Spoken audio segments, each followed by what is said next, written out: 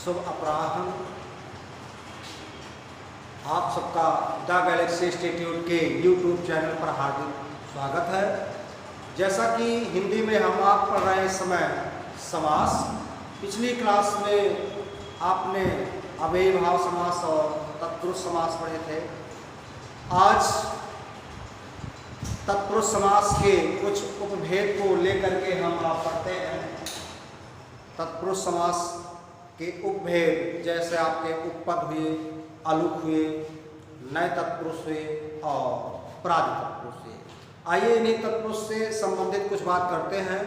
ये समास आपके यूपी टेट, सुपर टेट और पेट व यूपी ट्रिपल एससी व यूपीएसआई के आधारित एग्जाम संबंधित बहुत ही महत्वपूर्ण क्वेश्चन बनते हैं।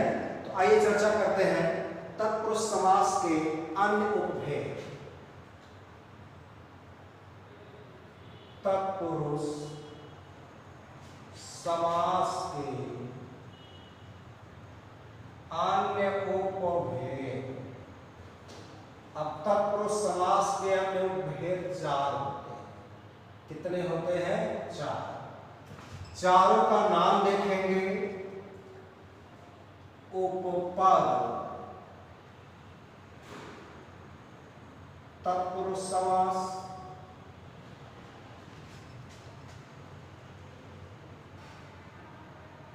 आलोक, तत्पुरुष समास, नई तत्पुरुष समास और प्रादि तत्पुरुष समास। तो मित्रों, इस तरह से 4 प्रकार के मुख्यतः अन्य उपभेद तत्पुरुष के हो जाते हैं। अब आइए इन्हीं उपभेदों को देखते हैं विस्तार पूर्वक। और आपके एग्जाम से संबंधित इनसे भी कभी कभी क्वेश्चन दे दिए जाते हैं। जैसा कि पूर्व समय में चकबंदी और पटवारी लेखपाल में भी क्वेश्चन आ चुका है, तो लेखपाल से संबंधित भी बातें इसमें की गई थी और भी एग्जाम में पूछे जा चुके हैं। तो मित्रों, इस तरह से तत्पुरुष समास के अन्य उपभेदों में आइए पहला उपभेद देखते हैं, जिसका नाम है उपपद तत्पुरुष समास। क्या नाम है? उपपद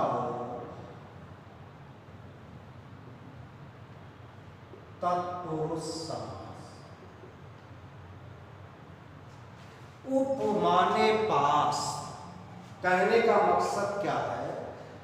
इस समास का जो अंतिम पद होता है, अंतिम पद हमेशा पूर्व पद के लिए क्रिया का कार्य करता है। जब पूर्व पद के लिए क्रिया का कार्य करता है तो उसी का नाम उपपद हो जाता है। यानी पास वाले के लिए जो क्रियार्थक का काम करे, क्रिया का कार्य करे, उसी को उपपद कहते हैं। थोड़ा परिभाषा दे देते हैं। जैसे लिख दिया जाए, जिस समास का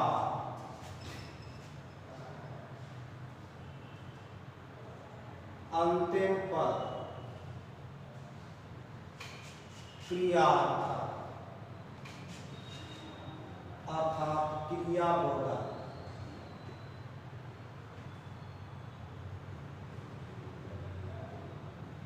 होता है, तो उसे उपपद तत्पुरुष समास कहते हैं। जैसा कि देख सकते हैं सज्जनों आप कि जिस समास का अंतिम पद क्रियार्थक या क्रियाबोधक होता है तो उसे क्या कहते हैं? उपपद तत्पुरुष समास कहते हैं। तो आइए हम आप चर्चा करते हैं इसका अंतिम पद कैसे क्रियाबोधक होता है। जैसे मान लीजिए कहीं पर लिखा गया हो, यहाँ लिख देते हैं समास और इधर लिख देते हैं विग्रह। तो आइए समास पहले लिखते हैं। समास जैसे लिखा गया हो, स्वर्णकार। ध्यान दीजिए, इसका अंतिम पद क्या है? पहला पद तो स्वर्ण माने सोना हो गया, दूसरा पद का। और इसमें कह क्या रहा? जिस समास का अंतिम पद अंतिम पद का मतलब अंतिम शब्द, तो अंतिम शब्द कार है। कार माने करने वाला, और करने वाला जो होता है वो क्रिया होता है, क्रिया का बोध कराता है। यानी अपने पहले वाले का कार्य कर रहा है, पहले वाले पद का अपने उप का कार्य कर रहा है। कहने का प्रिय है स्वर्ण का कार्य करने वाला ही क्या कहलाता है, स्वर्ण का। तो अंतिम पद कार है, इसलिए क्रियार्थक हो गया, क्रियाबोधक हो गया। इस तरह से भी आप इसको लिखा जाना चाहिए, स्वर्ण का कार्य करने वाला, ये इसका विग्रह होगा। ऐसे कहीं लिख दिया जाए चर्म का। अब देखिए इसमें भी अंतिम पद कार है, कार माने करने वाला, चर्म माने चमड़ा, अर्थात ब्रैकेट में लिख सकते हैं चमड़े का या चर्म का कार्य करने वाला। ऐसे कुछ भी आ सकता है।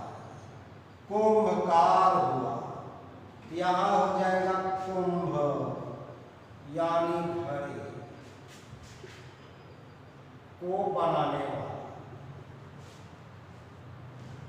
ध्यान दीजिएगा, सबके अंत में देखिए क्रिया है, और जब क्रिया बोधक हो गया तो इसका नाम ही हो गया। ऐसे कहीं लिखा गया हो मर्मज्ञ। अब आपको पता होगा इसमें अंतिम पद है क्या, अंतिम पद ज्ञ है। ज्ञ माने जानना, मर्म माने हृदय, अर्थात मर्म को जानने वाला। तो जो मर्म यानी हृदय की बात को जानने वाला होता है वही मर्मज्ञ। तो ऐसी स्थितियों में कौन समास होगा, उपपद तत्पुरुष समास होगा। ऐसे कहीं लिखा हो धर्मज्ञ, क्या लिख दिया जाएगा, धर्म को जानने वाला। तो धर्म को जान रहा है वही धर्मज्ञ हो गया। अब ऐसे मर्मज्ञ हुआ, धर्मज्ञ हुआ, चाहे सर्वज्ञ हुआ, अल्पज्ञ हुआ, तो कहने का तात्पर्य यह है कि अंतिम पद अगर क्रियार्थक कर रहा है तो उसका नाम क्या होगा, उपपद तत्पुरुष समास होगा। आइए कुछ और भी शब्द को देख लेते हैं जिनमें से रख दिया जा सकता है सामग। सामग, साम एक वेद है, साम लिखा गया, फिर गा माने गाने वाला, अर्थात साम ब्रैकेट में कर दीजिएगा को गाने वाला, वही क्या हो गया, सामक हो गया। तो ऐसी स्थितियों में आपको चाहे जिस रूप से कहीं भी दिखाई दे तो आप समझ जाइएगा उसका नाम क्या होगा, उपपद तत्पुरुष समास होगा। तो ये हो गया आपका उपपद तत्पुरुष समास।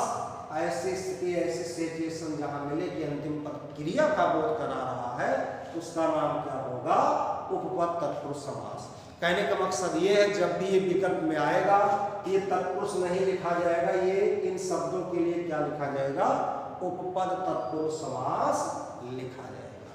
तो आइए चर्चा करते हैं। अपेक्षा करता हूं कि आप लोग ये शब्द समझ गए होंगे उपपद तत्पुरुष समास को। आइए इसके अगले रूप को देखते हैं। इसका जो अगला अंग है, अगला भेद है, तो चलिए उसका नाम है अलुक तत्पुरुष समास। तो आइए चर्चा करते हैं अलुक तत्पुरुष समास। ये रहा आपका अलुक तत्पुरुष समास। दूसरा पॉइंट, अलुक, लुक का तात्पर्य परिवर्तन से हो, अर्थात जिसके पूर्व पद में कोई परिवर्तन ही ना हो विभक्ति आदि से, उसी का नाम क्या होता है, अलुक होता है। तो आइए चर्चा कर देते हैं परिभाषा के तौर पर। जिस समास के पूर्व पद, ये ध्यान देना, पूर्व पद में विभक्ति आदि में कोई परिवर्तन नहीं होता है,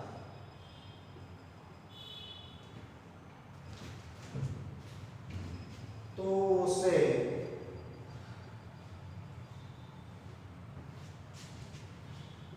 अलुक तत्पुरुष समास।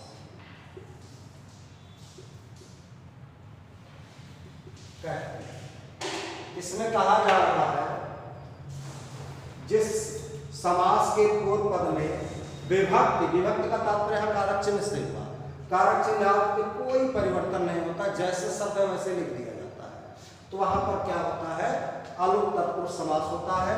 तो आइए कुछ भेदों को देखते हैं। इधर लिख देते हैं समास और इधर लिख देते हैं विग्रह।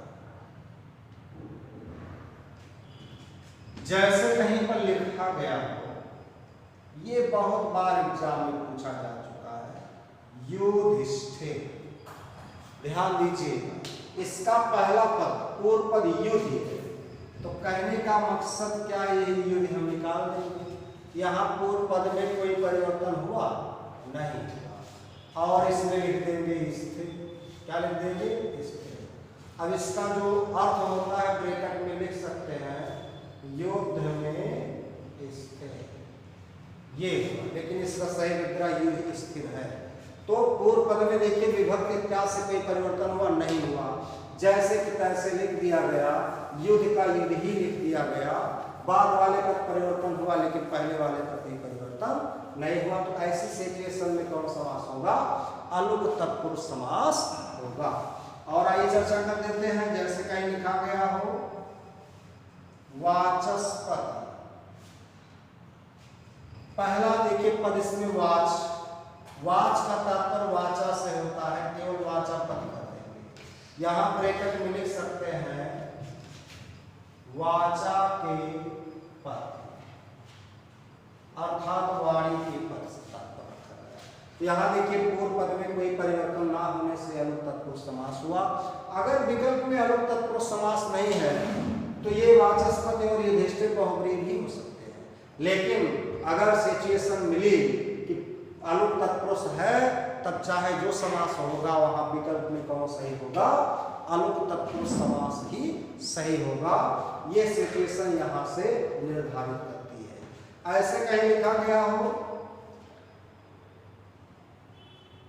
परस्मय पदी, परस्मय देखिए पहला है, दूसरा पदी शब्द, यही परस्मय आगे लिख दिया जाएगा और पदी अलग लिख दिया जाएगा। लेकिन परस्मय का अर्थ क्या होता है आप ब्रैकेट में लिख सकते हैं, तो हो जाएगा दूसरों के लिए पद।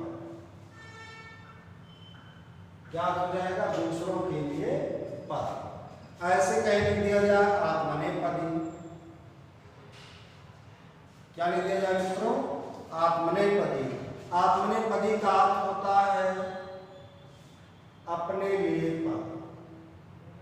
कहने का तात्पर्य इसका जब विग्रह सही सही करेंगे, पहले आत्मने और पदी को अलग कर देंगे, इसका अर्थ हो जाएगा अपने लिए पद। ये रहा। अब इसी क्रम में कई शब्द आप ऐसे हैं जो आ सकते हैं। जैसे कहीं लिखा गया हो मन से, देखिए मन से में बहुब्रीहि समास भी है क्योंकि कामदेव का पर्यायवाची है, लेकिन प्राथमिकता सबसे पहले किसको दी जा रही है, अलुक तत्पुरुष को। क्यों, क्योंकि यहाँ देखिए मनस को अलग कर दिया गया और जा को अलग कर दिया गया, अर्थात मन में उत्पन्न, ये इसका अर्थ हो गया। ज्यादातर आपके एग्जाम में ही दो शब्द आते हैं, युधिष्ठिर और वाचस्पति। अगर विकल्प में अलुक तत्पुरुष समास है तो विकल्प आपका अलुक तत्पुरुष ही सही होगा। तो ऐसे सिचुएशन जहां मिलेगी वहां इन तथ्यों को हम आप देख सकते हैं। उपपद और अलुक में अंतर क्या रहा, उपपद में अंतिम पद क्रियाबोधक था और इसमें पहले पद में यानी पूर्व पद में कोई परिवर्तन विभक्ति इत्यादि से नहीं होगा। तो इस तरह से मित्रों ये बातें रही किस समास की, अलुक तत्पुरुष समास। तो आशा है कि आप लोग अलुक तत्पुरुष समास को समझ गए होंगे। अब आइए इसके अगले भेद को लिखते हैं जिसका नाम रखा गया है नए तत्पुरुष समास। जिसका क्या नाम रखा गया है मित्रों, नए तत्पुरुष समास। तो आइए उस नए तत्पुरुष समास को भी हम आप देखते हैं नए तत्पुरुष समास में क्या क्या बातें रखी गई है। तो आपका तत्पुरुष का अगला उपभेद, तीसरा उपभेद जिसका नाम है नए तत्पुरुष समास। पहले जानिए नए में इया का तात्पर्य इत संज्ञक वर्ण हुआ, इया को हटा दीजिए तो ना बचा, ना माने होता क्या नहीं। अब देखिए इससे पूरा साल हो गया मामला। इसके पूर्व पद में नकारात्मक अर्थ का बोध होता है, और जब नकारात्मक अर्थ का बोध होगा तो उसी का नाम क्या होगा, न तत्पुरुष हो गया। एकदम आसान तरीका हुआ। जरा ध्यान दीजिएगा, जिस समास के पूर्व पद में आ या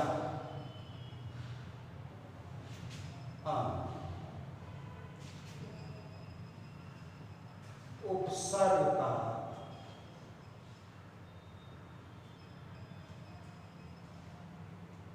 प्रयोग हुआ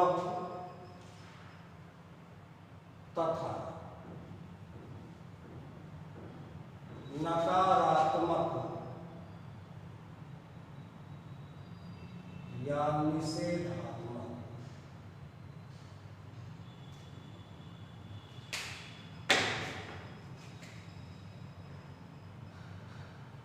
अर्थ का बोध होता है तो उसे नए तत्पुरुष समास कहते हैं।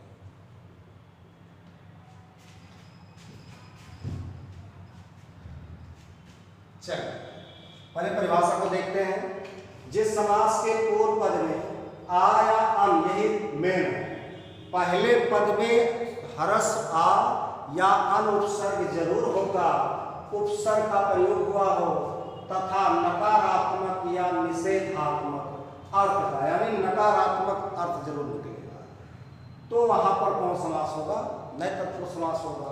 तो जरा ध्यान दीजिएगा, जैसे लिखा गया समास और विग्रह, तो कहा जा रहा है जिस समास के, तो आइए समास में उदाहरण देखते हैं। जैसे कहीं पर लिखा गया हो आजन्म, अब देखिए हरस आ लगा है, आ माने नहीं होता, तो अजन्म हुआ। अब देखिए अजन्म का अर्थ होता है जिसका जन्म ना हुआ, यानी जन्मा ना हो।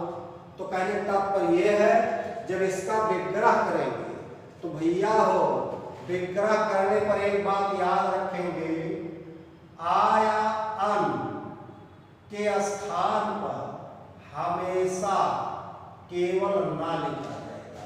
जब विग्रह करने पर आ अन के स्थान पर ना लिखा जाता तो नाम नहीं तत्पुरुष हो जाता है। देखिए ये आ के स्थान पर ना लिख के फिर जन्म अलग कर देंगे, अर्थ हो गया ना जन्म, अर्थात जन्म ना हो।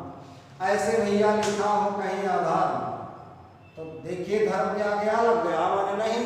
यहाँ आ के स्थान पर बताइए क्या विग्रह करने पर लिखेंगे, आ के स्थान पर क्या लिखा जाएगा, ना, तो यहाँ लिखा जाएगा ना धर्म, अर्थात जो धर्म ना हो। इसी तरह से कुछ लोग कहते हैं भैया हो देखो पप्पू एकदम अचेत पढ़ा है, अचेत तो पढ़ा है लेकिन आगे आ उपसर्ग है तो लिखा जाएगा ना अचेत। हे भैया जैसे कहीं लिखा हो यार का एकदम बात करते हो अनपढ़ है वाली का, तो लोग कहते हैं कि इनका अनपढ़ है, तो अनपढ़ अन उपसर्ग लगा हुआ है, अनुमाने न अर्थात नहीं, तो ना पढ़ अर्थात जो पढ़ा ना हो, ये क्या हो गया, अनपढ़ हो गया। ये पॉइंट बहुत ही महत्वपूर्ण है, यहाँ क्वेश्चन आ भी चुके हैं।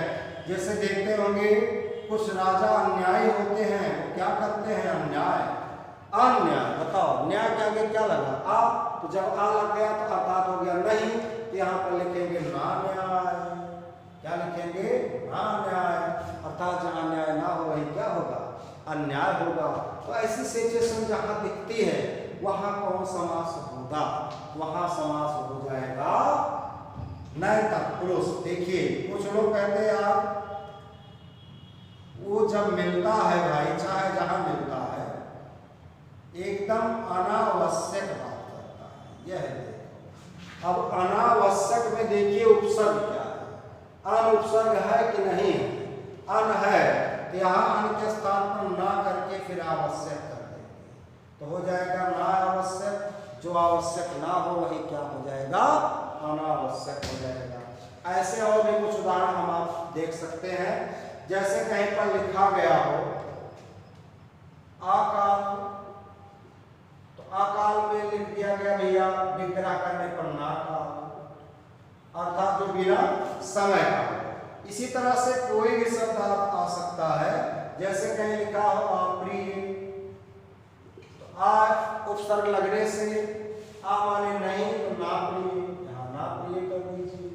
कुछ लोग कहते हैं यार तुम एकदम अनुचित काम करते हो, समाज में मुंह दिखाने लायक नहीं, अनुचित काम करते हो। तो अनुचित में देखिए अन लगा हुआ है, तब उसी में उचित जुड़ा है। विग्रह करने पर ना लिख के फिर उचित लिख देंगे, तो क्या हो जाएगा? ना उचित हो जाएगा। इस तरह से आपके क्या हो गए? अनुचित हो गए। इस तरह से आपके कोई भी शब्द इसमें से दिए जा सकते हैं। जैसे कहीं लिखा हो अधीर, क्या लिखा हो? अधीर, यहाँ हो जाएगा मित्रों नाधीर, अर्थात जिसमें धैर्य ही ना हो वही क्या होता है? अधीर हो जाता है। तो ऐसी सिचुएशन जहां आपको दिखे वहां इनको हम आप बना सकते हैं। हे भैया की बात है, यह है बहुत आता है अगोचर। गोचर का तात्पर्य इंद्रिय होता है, अमाने नहीं, जो इंद्रियों से परे होता है, इंद्रियों से देख नहीं सकते, उसे क्या कहते हैं? गोचर। यहाँ लिख दिया जाएगा नागोचर। क्या कहा जाएगा? नागोचर, अर्थात जो इंद्रियों से परे है वही क्या होता है? अगोचर हो जाता है। अब तो हमें लगता है कि आप लोग इस पॉइंट को भली भांति सीख चुके होंगे। आइए चर्चा करते हैं अगले पॉइंट की ओर। अगला पॉइंट आपका इस तरह से होगा, अगला उदाहरण इस तरह से होगा। जैसे कहीं लिखा गया हो अछूत, क्या लिखा गया हो? अछूत लिखा गया हो। अब आइए बात करते हैं अगले पॉइंट पर अछूत। यहाँ हो जाएगा नाछूत। क्या होगा? नाछूत। ये पॉइंट आपका यहाँ से हो गया। आपके आ और अन के माध्यम से देखिए सारे उदाहरण मिल रहे हैं। मैं गारंटी लेता हूं कि अगर ऐसी सिचुएशन जहां मिले वहां कौन समास बताना होगा? न तत्पुरुष। और एक बात याद रखिएगा, अगर यही हरस आ के स्थान पर बड़ा आ मिल गया, दीर्घ आ मिल गया, तुरंत अव्ययभाव हो जाएगा। जैसे देखिए अगर आजम में आ गया, क्या आ गया? आजम, आ उपसर्ग है, आ माने तक या पर्यंत, यहाँ कौन समास होगा? अव्ययभाव समास। क्यों? क्योंकि आ एक उपसर्ग है, उसका अर्थ होता है तक या पर्यंत या पर। इस तरह से ये आपके अव्ययभाव समास के उदाहरण होते हैं। और ये जो होता है ये आपका तत्पुरुष समास का उदाहरण हो जाता है। तो चलिए चर्चा पर चर्चा करते हैं अगले तत्व की ओर। तो अपेक्षा करता हूं कि आप लोग अलुक, उपपद और लय इन तीनों समास को बेहतर समझ गए होंगे। अगर बेहतर समझ में आया होगा आप लोग लाइक, कमेंट व सब्सक्राइब करना नहीं भूलेंगे। तो चलते हैं अगले समास की तरफ। प्राग। प्राग वास्तव में एग्जाम की दृष्टि से बहुत कम महत्वपूर्ण है हिंदी में, उसका संस्कृत में सबसे ज्यादा महत्वपूर्ण है। तो संस्कृत में प्राग आता है, हिंदी में बहुत कम आता है। लेकिन चलिए एक उदाहरण देख लेते हैं ताकि अगर कभी मुलाकात हो एग्जाम की दृष्टि से तो आप लोग भ्रमित ना हो, उसे भी आप लोग हल कर ले जाए। आइए चर्चा करते हैं अगले तत्व की ओर। अगला समास जो तत्पुरुष का उपभेद माना है। तो तत्पुरुष के उपभेद में चौथे और अंतिम उपभेद की बात करते हैं, उसका नाम है प्रादि तत्पुरुष समास। कौन समास है? प्रादि। देखिए प्राग कहने से प्रा प्लस आदि, अर्थात जिसमें प्रा और अलग भी उपसर्ग आ सकते हैं, जो श्रेष्ठ और हीन की बात कराते हैं, उनको क्या कहते हैं? प्राग। इसका कहने का मकसद क्या है? जिस समास के पूर्व पद में प्रा या कु आदि उपसर्ग से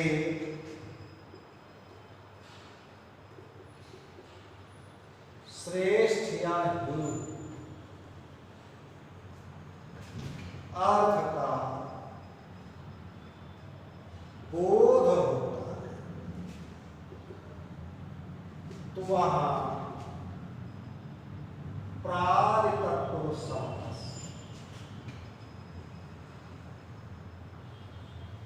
होता है।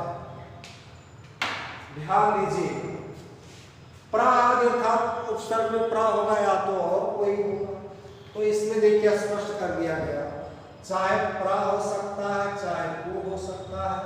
ऐसी सिचुएशन जहां मिले ये प्रादि तत्पुरुष को इंगित करेगा। प्रादि तत्पुरुष मैंने कहा सबसे ज्यादा किस एग्जाम में आते हैं, प्रादि तत्पुरुष सबसे ज्यादा जो आते हैं वो वास्तव में आपके संस्कृत के विषय वस्तु में आते हैं। हिंदी में बहुत कम पूछे जाते, फिर आप उदाहरण देख लेते हैं। तो लिखते हैं समास और विग्रह, जैसे कहीं लिखा गया हो प्राचार्य। अब देखिए इसमें कौन उपसर्ग लगा है, प्रा। तो प्रा उपसर्ग लगने से आचार्य की श्रेष्ठता को बता रहा है। तो प्रा का तात्पर्य प्रकृष्ट होता है। यहां विग्रह करने पर ऐसे लिख सकते हैं प्रकृष्ट आचार्य। प्रकृष्ट आचार्य का मतलब होता श्रेष्ठ आचार्य। अब ध्यान दीजिए, जैसे कहीं लिख दिया जाए प्राचार्य, यहां हो जाएगा प्रकृष्ट आचार्य। जैसे कहीं पर लिख दिया जाए कुपुरुष, कु का तात्पर्य खराब होता है, तो यहां लिख दिया जा सकता है कुत्सित। कुत्सित माने बुरा, यहां कुत्सित पुरुष हो गया। ऐसे कहीं लिख दिया जाए कुपुत्र, यहां हो जाएगा कुत्सित। तो कहने का मकसद ये है कि अगर ऐसी सिचुएशन जहां मिले वहां पर भी आपके पॉइंट में हो जाएंगे प्रादि तत्पुरुष समास का स्वरूप। तो प्रादि तत्पुरुष समास के माध्यम से हम आप इसको भी सीख सकते हैं। तो अपेक्षा करता हूं कि इस समास को भी आप सीख गए होंगे। तो मित्रों, तत्पुरुष समास के उपभेद में आपने आज सीखा उपपद तत्पुरुष, आलोक तत्पुरुष, नय तत्पुरुष और प्रादि तत्पुरुष को सीखा।